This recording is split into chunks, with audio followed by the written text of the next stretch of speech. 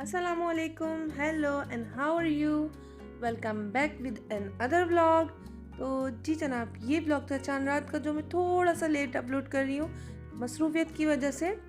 पर ब्लॉग को आगे स्टार्ट करने से पहले प्लीज़ चैनल को सब्सक्राइब कर दीजिए और साथ में बेल आइकन को भी क्लिक कर दीजिएगा। फिर हम शुरू करते हैं अपना ब्लॉग।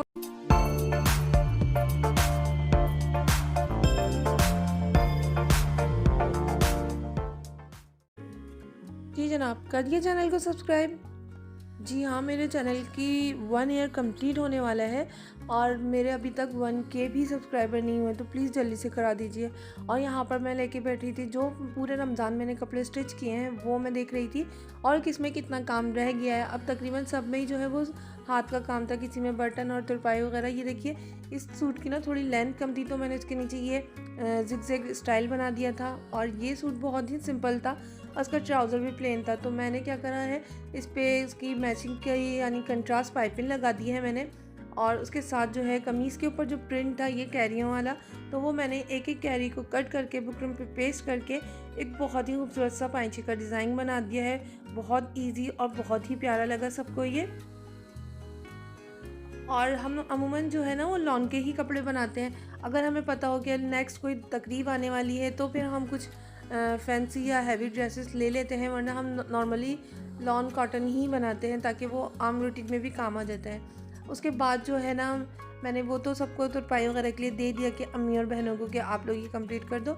और इसके बाद जो है मैंने जो कर्टन सिए थे इनकम्प्लीट थे। कि रमज़ान से पहले हम लोग चादर का कपड़ा लेने गए थे तो हमें ये प्रिंट अच्छा लगा, हमने कहे तो कर्टन का प्रिंट है बॉर्डर वाला, तो हमने ये कपड़ा भी ले लिया और मैंने ये कर्टन सी के रख दिए थे। बस इसके ऊपर इसके रिंग्स बनवाने थे जो कि हम नहीं बनवा सके, तो ये वो भी मैंने घर में ही बना लिए थे। चलें तो मैं आपको बताती हूँ। पहले ये रिंग्स जो हैं बहुत इजीली मिल जाते हैं सब जगह, आप किसी भी तरह के ले सकते हो। हमने ये क्रिस्टल वाले लिए हैं, ये तमाम पर्दों पे ना जो कर्टन्स होते हैं सब पर ही मैच हो जाते हैं। मैंने जो है पहले इसमें बुकरम लगा ली है और साइडों से और नीचे से भी सी लिया है। अब मैंने इस रिंग की नाप से जो है इसके ऊपर एक सर्कल बना लिया था। अमूमन ये होता है कि जो कर्टन्स होते हैं वो धुलने के बाद या तो उसके रिंग टूट जाते हैं या फिर वो जो होल होता है कर्टन्स का ये रिंग के लिए वो बड़ा हो जाता है। और तो इसीलिए ना हम जो है ना रिंग निकाल कर ही कर्टन्स को धोते हैं, तो वो होल बड़ा हो जाता है, वरना रिंग जो है वो मशीन में टूट जाते हैं। तो मैंने ये जो रिंग होता है इसके हिसाब से सर्कल करके उसके चारों तरफ सिलाई कर ली है। अब मैं इसमें जस्ट कट लगाऊंगी और इसमें रिंग को लगा दूंगी। थोड़े थोड़े कट्स लगाने हमने इसमें, और आप चाहें तो आप पूरा सर्कल में भी काट सकते हैं क्योंकि हमने सिलाई तो की हुई है, जिसकी वजह से जो है होल ज़्यादा बड़ा नहीं होगा। और आप जब भी कर्टन को वॉश करेंगे ना तो आप रिंग निकाल दें और इजीली वॉश करें, कोई डैमेज नहीं होगा कर्टन्स को। देखिए यहाँ पर मैंने पूरा राउंड में कट नहीं किया था, मैंने कट्स लगा के उसका जो एक्स्ट्रा कपड़ा होता है उसको पीछे फोल्ड किया और यहाँ पर जो है मैंने अपने तमाम जो है वो रिंग्स लगा लिए थे और ये कर्टन्स तैयार हो गए, बहुत ही प्यारे लग रहे थे। और अब गर्मियाँ तो आने वाली हैं, गर्मियों के लिए इस तरह के कलर बहुत ही ज़्यादा सूट करते हैं। इसके बाद जो है होने वाली थी शाम यानी इफ्तारी का टाइम, और लास्ट इफ्तारी थी तो कुछ स्पेशल तो होना ही चाहिए था। तो हम लोग जल्दी से ना इफ्तारी की तैयारी में लग गए। और यहाँ पर जस्ट मैं पकौड़ों का मसाला बना रही थी। ये बेसन के अंदर मैंने तमाम मिक्सचर तो बना के रखा हुआ था, इसकी रेसिपी मैं पहले दे चुकी हूँ पकौड़ा मिक्स मसाला की। बस मैं यहाँ पर लहसुन ऐड करती हूँ और बस घोला और तैयार।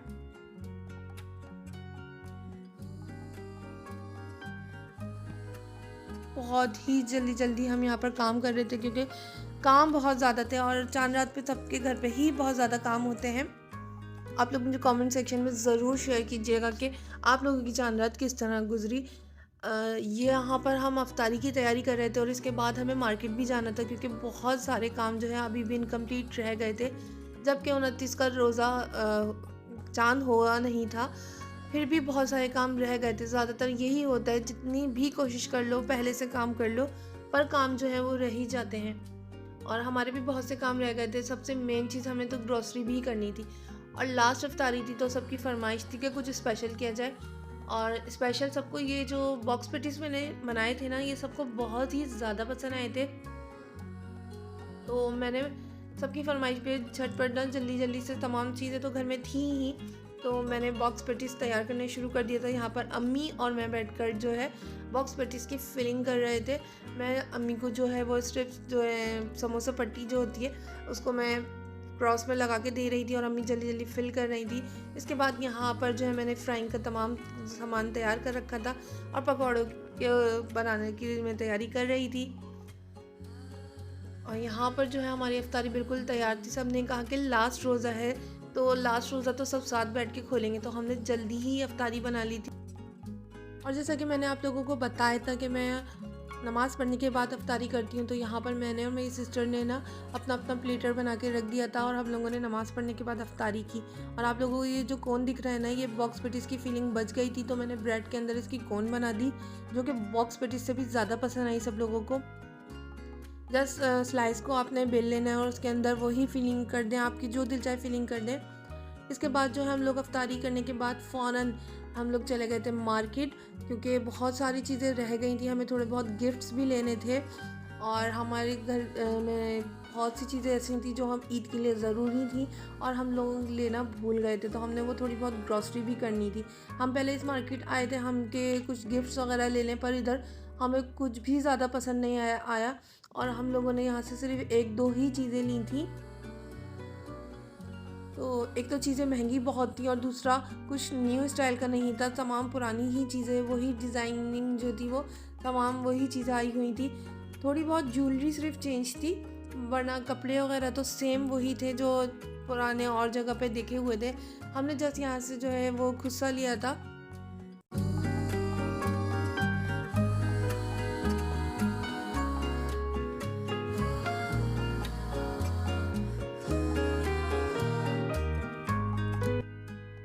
उसके बाद हम लोगों ने ग्रॉसरी करनी थी, तो हम लोगों ने कहा चलो इम्तियाज़ चला जाए, क्योंकि इम्तियाज़ ऐसी जगह है जहाँ पर सब चीज़ें आपको मिल जाएंगी इजीली, क्योंकि स्टोर्स जो हैं वो ज़्यादातर बंद होते हैं इस वक्त। तो चले हम जल्दी से अपनी ग्रॉसरी कर लेते हैं, फिर उसके बाद मिलते हैं आप लोगों से।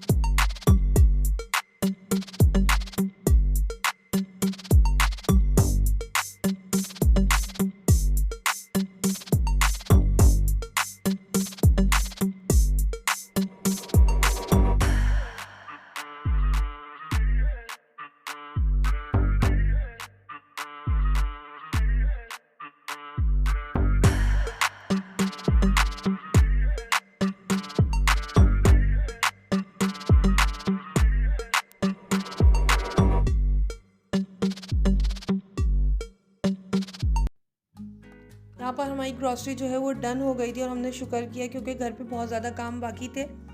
और यहाँ पर ना वक्त के साथ साथ रश इस तरह बढ़ रहा था जैसे लोगों को इम्तियाज़ में ही ईद मनानी हो। हम लोगों ने यहाँ पर ना कुछ भी एक्स्ट्रा नहीं लिया था, सिर्फ ग्रॉसरी का और थोड़ा बहुत ज़रूरत की ही चीज़ें ली थी। उस पर इतना लंबा बिल बन गया था और महंगा भी काफ़ी हो गया था, क्योंकि महंगाई तो हो ही गई है। हमने घर आके सिर्फ चाय पी और यहाँ पर मेरी सिस्टर लगा रही थी मेहंदी, और हमारी भांजियाँ भी मेहंदी लगवाने आई हुई थी। इस मेहंदी में ही रात के 4:30 बज गए थे और मेरी तो बारी आ ही नहीं सकी और मेरी बहन की भी बारी नहीं आई थी, तो वो खुद से ही मेहंदी लगाने बैठ गई थी और उसने काफ़ी अच्छी कोशिश भी की। वाक़ई उसने काफ़ी अच्छी लगा ली थी और मैंने कहा सब मेहंदी लगा रहे हैं तो मैं कुछ स्किन केयर कर लेती हूँ। तो मुझे याद आया मैंने दराज से काफ़ी दिनों पहले जो है ना ये ब्लैक हेड रिमूवर ऑर्डर किया था, जिसको हमने ट्राई नहीं किया था। तो मैंने कहा इसको ट्राई किया जाए। और ये जो है ना मैं थोड़ी डिसअपॉइंटेड हुई थी कि मैंने एक मशहूर ब्लॉगर को देख के ही ये मंगाया था। उनकी जो है पैकेजिंग में और मेरी पैकेजिंग में काफ़ी फ़र्क था। उनके पास जो है ना ये थर्मोकोल की एक पैकिंग में आया था और मेरे पास ये प्लास्टिक की पैकिंग में आया था। उसके बॉक्स की भी हालत सही नहीं थी और इसमें मुझे मिले थे ये 4 नोज़ल्स और इसके साथ एक थी ये चार्जिंग लीड। आप इसको मोबाइल चार्जर से भी चार्ज कर सकते हो। और इसके साथ ये फ़ॉर्म आए थे जो कि मुझे नहीं पता किस तरह चेंज होने हैं, क्योंकि इस नोज़ल के नीचे जहाँ पर से ये प्रेशर प्रोड्यूस करता है ना, उधर ये फ़ॉर्म मुझे लगा हुआ अंदर दिख रहा था, but I don't know how to change it.